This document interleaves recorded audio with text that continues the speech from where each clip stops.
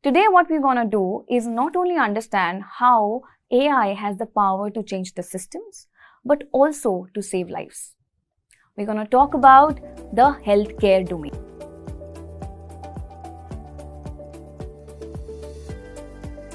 India has a double whammy. The extent and number of diseases which are moving forward are in the chronic diseases segment. Okay. The diabetes capital of the world, the hypertension capital of the world. Any form of cancer, we are globally number 1 or number 2. A lot of people don't do that validation on the back of original source data. Someone who's proficient in this field has not checked. It is garbage in, garbage out. That's a massive challenge. But if someone says AI has solved all your radiology, take it with a pinch of salt.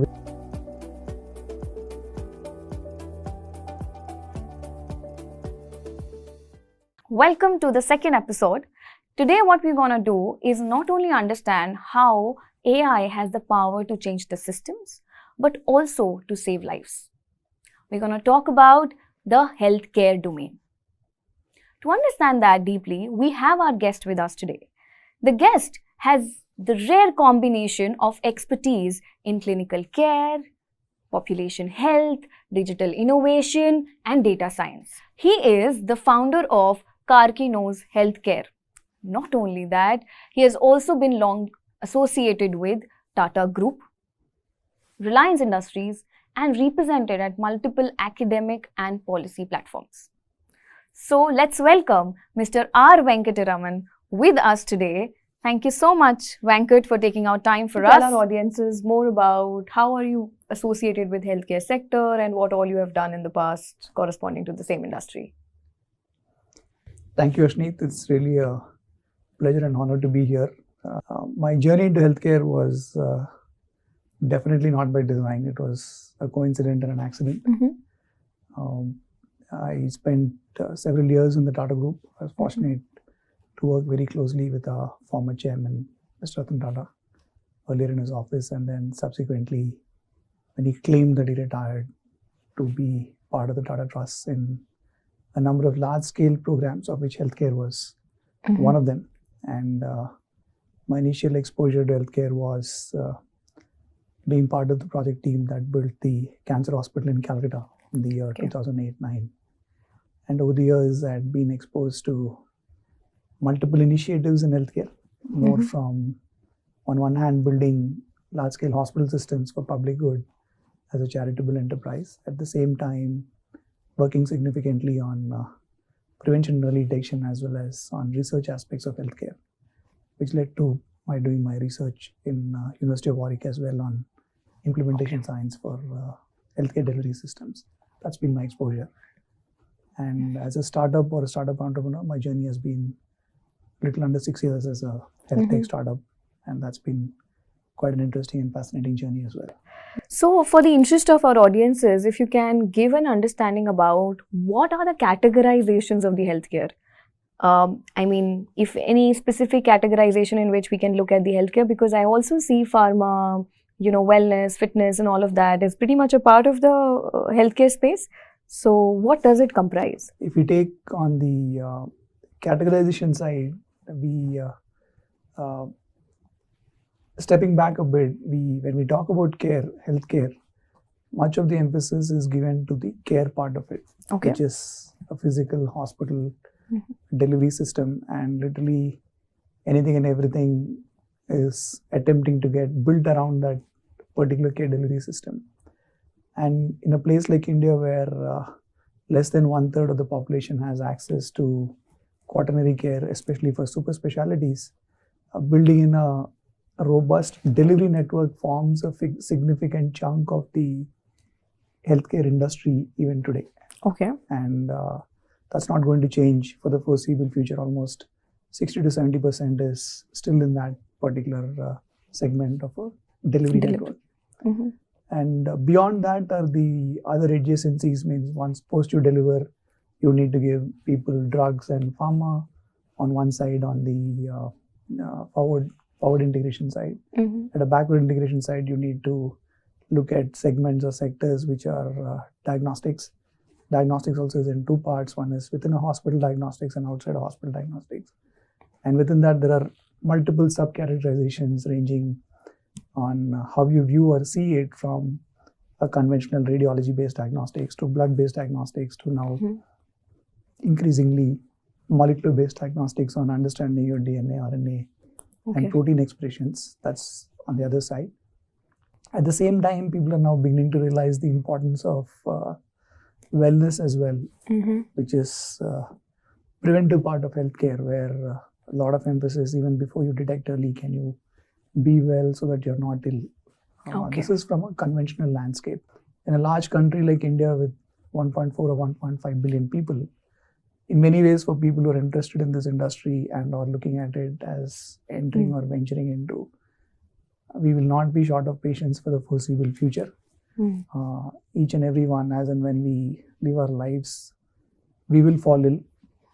And even as a medical practitioner, by far, no disrespect to IIM entrance or SPJIMR entrance, NEET is perhaps the most competitive exam by far in terms of the number of seats vis-a-vis the number of people who get into it in a good medical institution. So in that sense, there are significant opportunity. Again, I'm mentioning on the care side of it. At the same time, there are significant opportunities on people who assist the caregivers in order to give a much better, robust, to make their work much better. It could be ranging from a technician to a research scientist to a molecular biologist to a protein chemist to a person who's working on basic coordination of various enterprises in a healthcare facility too. So it's a significant employment creator too in a large human resources deficit country like India. Healthcare provides significant number of jobs, and the multiplier effect of a healthcare is 1:8 or 1:10. That's the extent of jobs it creates as well from an industry perspective. Yeah, that is quite interesting. And it also gives a glimpse of that we are primarily not only talking about delivery care, but also things before as an avoidance mechanism, as well as the one which take care of the ones who are the recipient of the delivery care.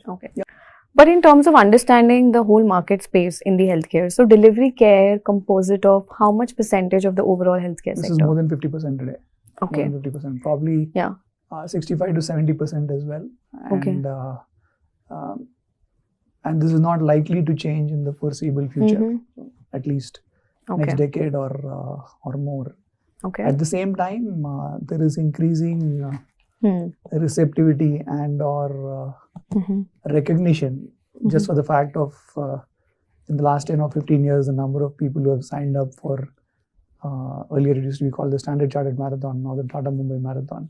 The number of people who have signed up who want to be well and fit in order not to be ill is a reflector of the trends and shifts towards preventive medicine and or early detection medicine, and the number of diagnostic entities which have come up on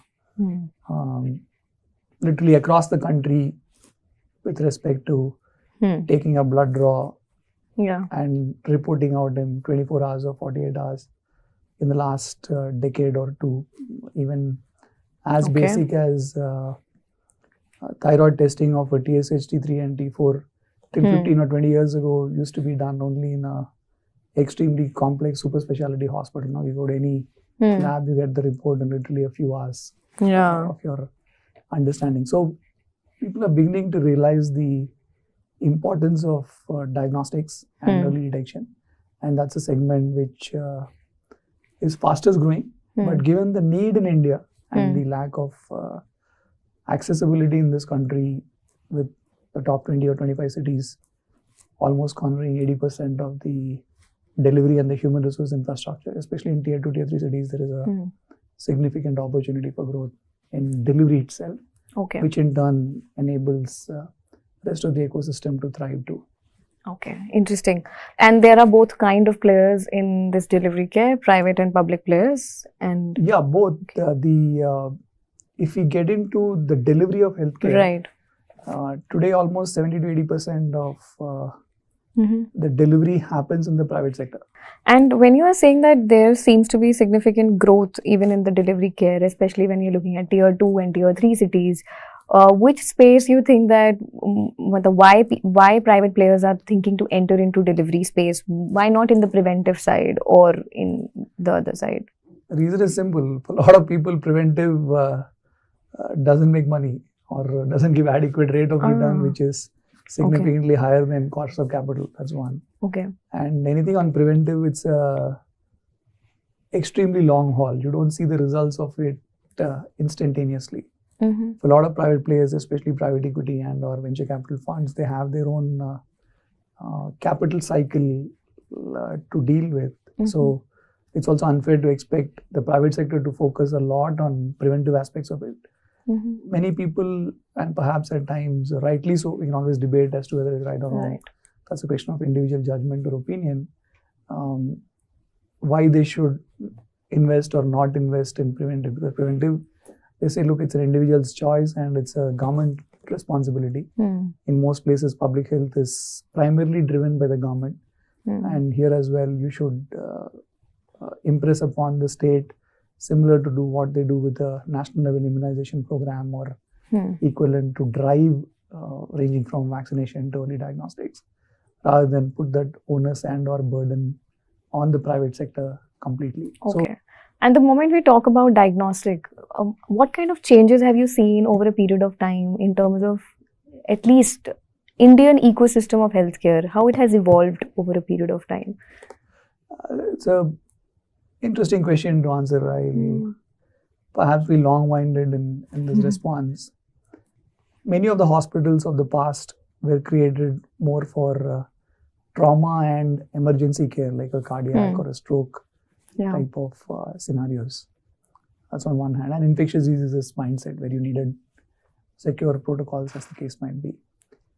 But India has a double whammy. The extent and number of diseases which are moving forward are in the chronic diseases segment. We are the diabetes capital of the world, the hypertension capital of the world.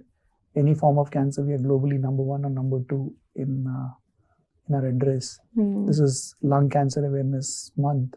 How many of us even know that this is a Lung Cancer Awareness Month? Exactly. We hardly know. Evidence doesn't exist. Right. And more often than not, when we talk about lung cancer, willpower is more powerful than willpower. We know smoking causes lung cancer almost 50% of the time, but it's a separate issue. I don't want to get into the public health aspect of it. But from a evolution of technology and evolution of trends is from a broad disease burden, it is shifting substantially from a infectious diseases mindset to a chronic disease mindset. That's one.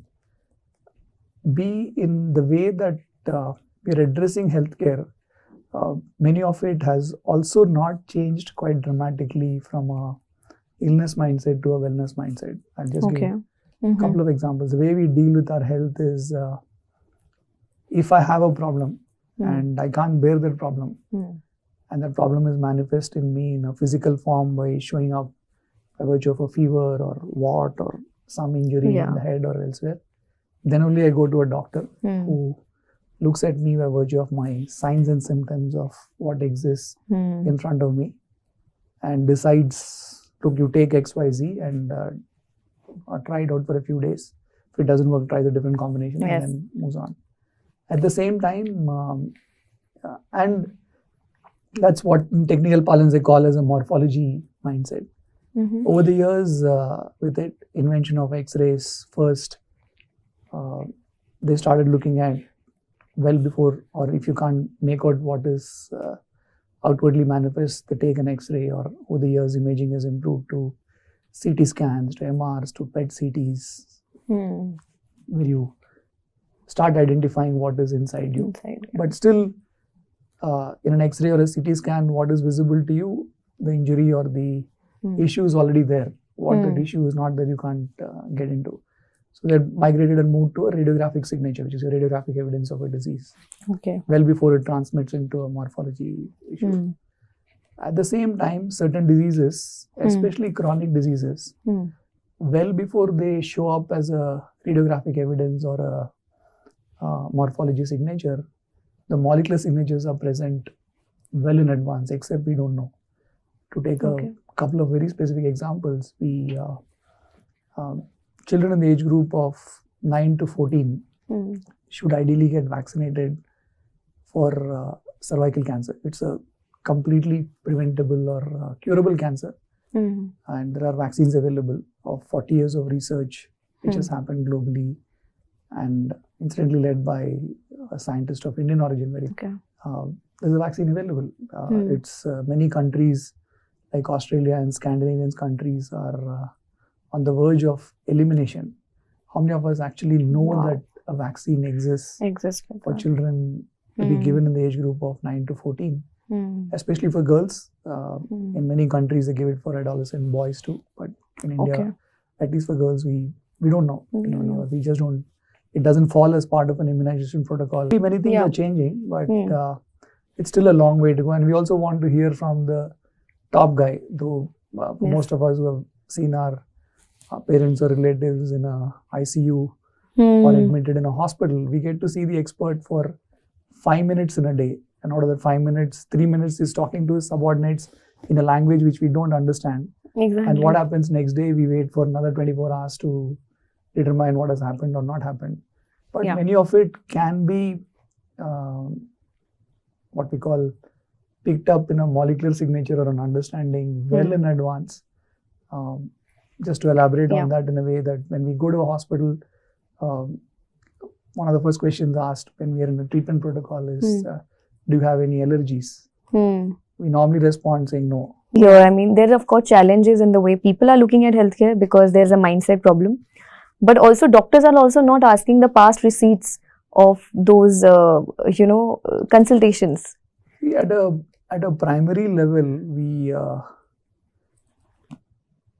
the fundamental responsibility is with the individual to start with. If I need to take care of myself, I need to have my records right from first day in a way that makes sense to me, or to start with, and then making sense to a third party or a clinical establishment, as the case might be. It's not the job of the clinical establishment to maintain our records.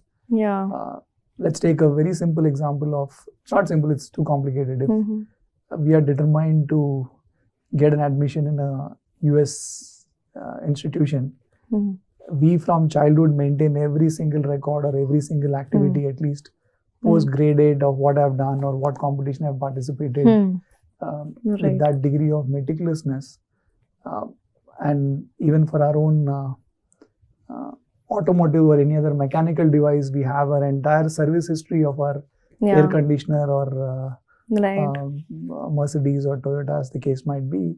When it comes to us, we just abuse and disabuse the most fantastic ever machine given by the Almighty to us in a way that we disrespect it to that extent and then assume that it will take care of itself. We don't take that. So the fundamental responsibility is with us. And digital tools today can help you to. There are many startups also who create their own health lockers. You just put in and then it annotates in a way that helps a medical institution or a professional. But these are some, while it might appear quite mundane, boring stuff, one needs to do. So similarly, if we apply that to healthcare for next generation innovations of AI or AI-enabled healthcare to come in and unleash the real potential of 1.4 billion or 1.5 billion Indians, access to good quality annotated data is extremely fundamental. And if there are or will be startups coming up in the space or people in the space who are willing to do basic, mundane, boring stuff on collecting that data and annotating that data as per a global standard, that will be phenomenally valuable. It is getting, just an example, if someone were to take a project in SPJIMR itself of all the faculty and students right from your childhood, I will come to your house and take all your records and make a case history of what your records say over XYZ and digitize it and give you in a we can create USB or a digital locker. That result will be a great help to a lot of people. It's like, it's extremely boring, very people intensive in the beginning. It's but those are absolutely needed if we have to leapfrog to the next generation. And it's more culture as well. It's not medicine alone. And today, in a hospital, most doctors or clinical assistants don't want to sit in front of a computer and type all what it is. And even many of the typing and things like that are more for insurance and claims, not necessarily on getting your care better. That's the sad reality. Yeah, you're right. So one thing is definitely we need to start from the beginning to get good quality data in place so that we can think about better diagnosis. And when it comes to using some of those innovative technologies at the hospitals, do you think that we are at the international standard level of diagnosis, or we are also a long way to go there as well? We are at par with many of the international practices as far as diagnostics are concerned. Today, India is no less as compared to any other Western country on access to the most advanced MRI machine or CT scans or blood-based diagnostics that we see. But we are still far behind in basic research. Basic research is probably there in only 1 or 2 countries globally. Basic research takes, as an example, in cancer itself, the NCI till recently, before Trump administration put in a clamp on funding, used to fund cancer research to the extent of $7 to $8 billion per annum, which is far more than the overall health budget of the entire country in India. So, and the entire healthcare industry in US is $4 trillion, which is almost close or more than the economy of the entire Indian market. So, well-endowed countries are able to spend, but at the same time, we can be a leader or pioneer in affordable excellence, where we can validate many of those fundamental science-based assumptions on the application side of things on the back of large data sets, which we can do it at a fraction of the time and cost as what you would see elsewhere. But when you are saying that we do have advanced technologies at par with international standards, how much accessible those technologies are right now to different hospitals at different tiers within India? This afternoon we were talking in a lung cancer symposium in one of the leading hospitals in South Mumbai, wherein one of the researchers said that in oncology today, in most Western countries, immunotherapy or targeted therapy is the basic standard of care. In India, 90 or 95% of people can't afford it. It's beyond the reach of the common man. That's the extent of affordability gap that exists today. This is across the country. I'm not saying it for only the middle or lower and middle income people. Even for a lot of people who are in the upper strata, it's beyond the reach even today. And in most Western countries, it's covered by a comprehensive health insurance, or the state provides that insurance. In India, barring a few segments, it's just not there. So yes, we have the access to those technologies. Some of it is also getting to be indigenously developed, and we ourselves in a small way as a startup are contributing to that. Honorable Prime Minister's call of an Atmanirbhar or self-initiated, country-initiated research, but we still have at least a decade or less, or probably more to go in being truly self-reliant with affordable access. But like you were saying that there is still definitely efforts from the government side to initiate some of those innovation in the space of healthcare. So what are the innovations and changes that you see happening? Of course, affordability is something that is due for later, but what are the innovations and changes happening? I would say 3 or 4 things. One, the National Health Mission, which has been in existence for almost several decades now. Any government which has come in has not cut that or scrapped it. Everyone has only enhanced it as a mission. That's one.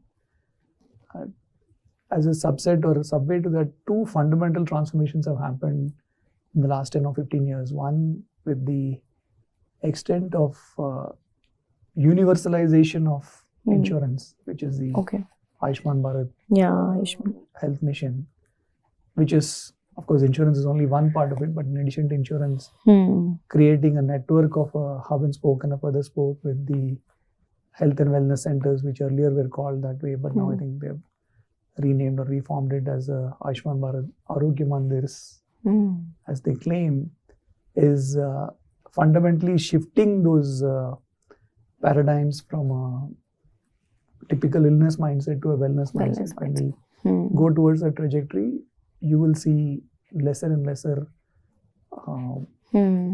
instances of people ending up in a quaternary care. That is one. Second, the entire thrust on digitization, which has taken off in a big way in some of the other industries like banking, fintech, retail, telecom, is also beginning to impact and push the extent of digitization in healthcare as well, which is today you have a universal claims exchange with many insurance companies. Today have come together. Every hospital is getting encouraged to get to a standardized electronic medical record system. Everyone has, most of us today have an ABA ID, which is a government mandated program if you want to get any claims and benefits or even otherwise in those segments. And some of these changes, while you may not see the results of it overnight, these are shifts which are not going to go away. And these shifts will only increase and or accelerate in a much sharper or faster way. Having said that, because we have basic lack of access to certain care delivery networks, which have not changed or the mindset of it has not fundamentally transformed over the last several decades, we need access to those delivery networks as well. So there is, if you see the extent of investments which are happening in delivery, delivery last 2 or 3 years, a number of private equity players from Blackstone to BlackRock to Temasek have invested billions of dollars in Indian healthcare, and that number is only increasing. And we have just scratched the surface. Now many other companies are looking at tier 2, tier 3 cities as well, and either setting up hospitals or buying existing hospitals or a combination of both. And one will see those shifts, the results of those shifts in next probably 7 or 10 years. One can't expect an overnight transition because the pace of it is, by nature of the beast, it is slow. You will not expect an overnight result like a fintech company where I create an app, press a button, I'll have a valuation of X. Won't happen in healthcare. Yeah.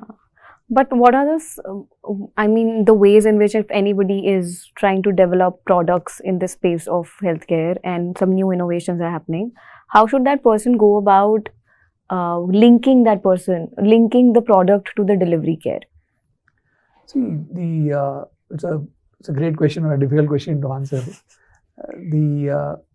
What one would, even before getting into linking or product, one needs to ask ourselves as to what is the fundamental passion and curiosity of that entrepreneur and or the enterprise.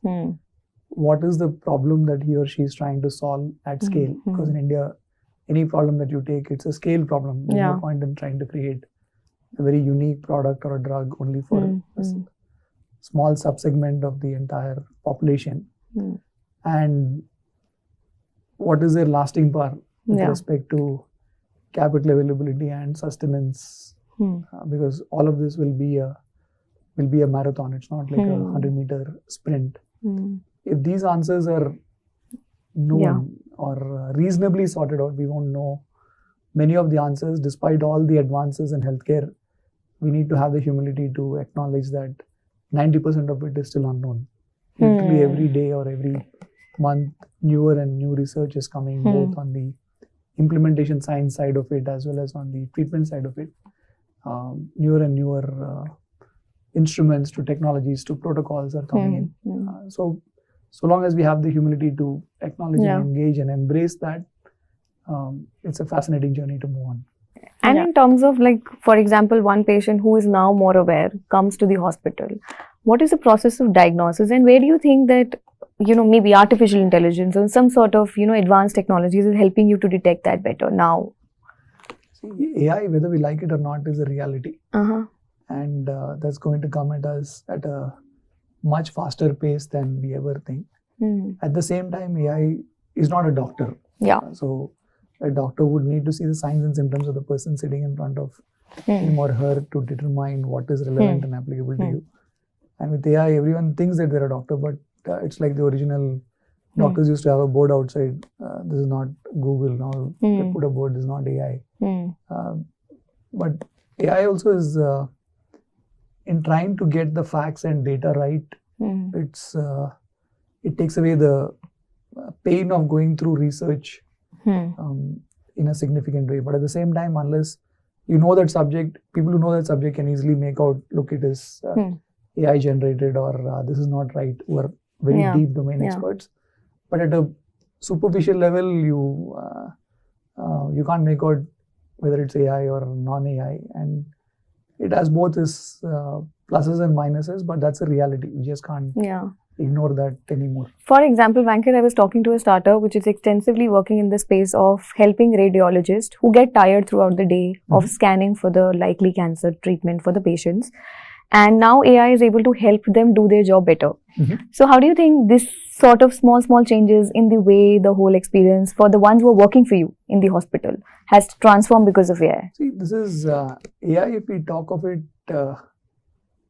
unless we get the training data right, it'll end up like a Pavlov's experiment with a dog.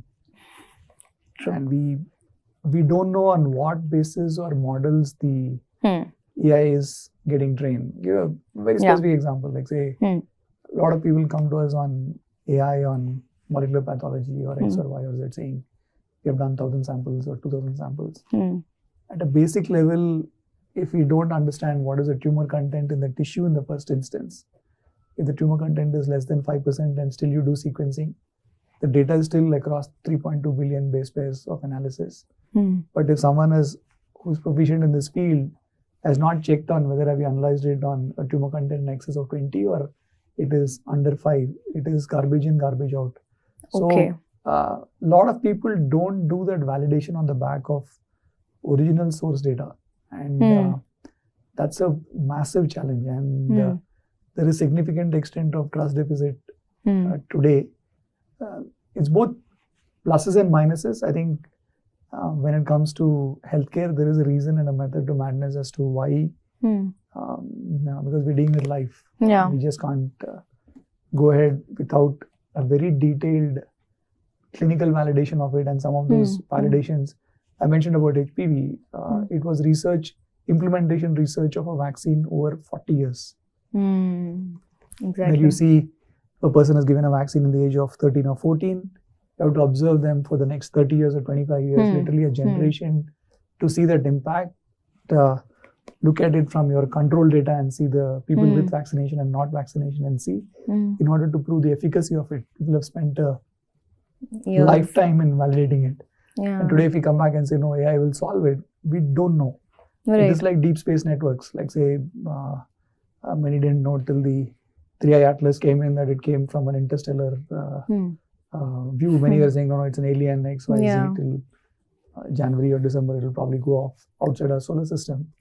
Many things we are noticing today. So human body as well is as much cosmic relevance as to what you see elsewhere. We still don't know 90% of it. If someone says AI has solved all your radiology, take it with a pinch of salt without looking at validation data, one would really feel... So, of course, there is much more at stake when you're talking about advancements in healthcare. And what you're saying is we need human in the loop. We cannot completely eliminate them, for sure. And of course, there is a lot of scope to work on the data which we are feeding into AI, because we are still not there in terms of the quality of data we are able to access right now to assess how much of the disease is actually linked with that. Especially when it comes to cancer, for that matter. If a patient gets detected wrongly, it can have a significant impact on the patients as well as the families, mental health. Absolutely. So we have to be extremely mindful of such advancements. Yes, I see that. So that's why there's always even in a pathology report, there are two people looking at it and signing off. And that's the reason why they urge people to take decisions on the back of a multidisciplinary tumor board where there's no one person deciding or determining what it is or what not. And there are guidance and guidelines of, even if you see a basic pathology report, it has a reference number next to it to say that, look, these are the global reference. What is your reference? There is a check and recheck automatically on it. So there is a reason as to why this space is hard, why this space is tough. And that's the reason why it's an opportunity as well. So you find, unless people are deeply committed to it, to stay put for the long haul, it's not an easy field to enter as compared to many other quote-unquote consumer tech or digital tech enterprises. Yeah, I was just looking at one of the BBC's sort of a documentary where it was mentioning that some of the doctors can now be trained better in terms of doing surgeries, just because, you know, there are some technologies, advanced technologies, helping them to actually visualize what it looks like to do surgeries. So in terms of training using such kind of technologies, how do you think that where we are doing? Absolutely, this is not, this is well before AI. In the year 2013 or 14, we were on a visit. Thanks to Mr. Tata, I also had the privilege of visiting there. We visited the Moose Cancer Center in San Diego, where we were taken through a round on, we went with some of our surgeon colleagues from Tata Memorial Hospital. We were taken through the, it was a center for future of surgery in San Diego, where sitting in that center on a robot, you could sense, feel and perceive on exactly as to what you would feel doing it to a human. And you could, sitting in San Diego, the person could operate a person sitting in Brazil. This happened well before all the AI or connectivity issues were there. And by the way, Mr. Tata's thing, this was this is no different from aviation. Like if a pilot needs to be trained, 90 or 95% of his training is on a simulator. Only on the last flight, it's what they call as a check ride. Flies on it, and the person sitting next to him signs off. And obviously, every 6 months, he has to go on a recurrent, and he has to learn or unlearn what he has done or not done. The process of recertification is quite robust. In healthcare, recertification is more of a checklist, not necessarily. Many of the practitioners may not have even touched a book. And they're passed out of their education. So definitely this is being used in different ways, but not specifically AI. So Venkat, I'm sure that there are various industry professionals who are working in the healthcare space are listening to us today. Any 3 sort of guidelines or suggestions you may have for those professionals as how should they navigate to the path of the leadership position in this space? I don't want to get into a 3 or a 4 pointer, but I can just share out of personal experience in this space.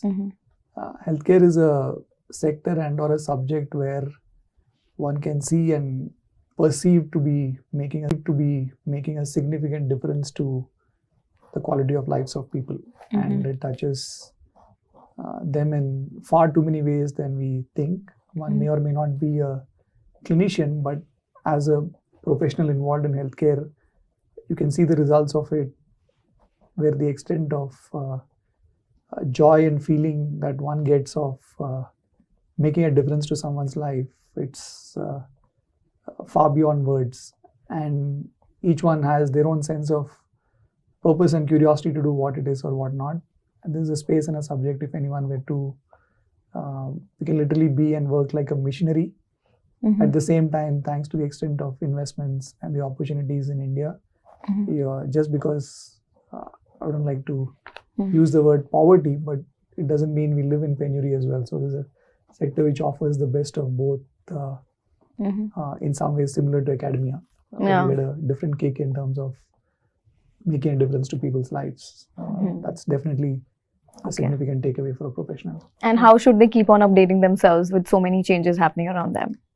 Look, this is a constant battle. We need to acknowledge that people younger than us are and will be much smarter than us. So if we surround ourselves with people who are much smarter than us, they'll make us look smarter. So if they have the humility to acknowledge that there will always be people who are better than you, and if you be a good mentor or a colleague to them, they'll make you be better. Any specific thing that you follow as your daily ritual in terms of updating yourself, other than just surrounding yourself with the youngsters? See, being a researcher, you just need to be abreast with, at least in our space, some of the top-notch academic journals like New England Journal of Medicine, Lancet or Nature, where you're at the cutting edge of being aware of what is happening in this space. That's one. And talking to your peer groups, both in India and abroad, on picking up signs and signals as to what is happening. And third, there's nothing like being on the field and getting a pulse of people. So I much to the consternation of my family, I end up traveling 2 or 3 days a week just to get a sense of what is a customer feedback or a hospital or a diagnostic feedback, just to get a sense of pulse. And that's more in any business you have to do. Exactly. It's not only for healthcare. That's applicable across any sector that one is engaged with. Okay, definitely. I think that is also a very important message in terms of stay updated with the ground realities. Yeah. And how about some of the suggestions for the entrepreneurs who are working extensively in updating and staying in this field of healthcare?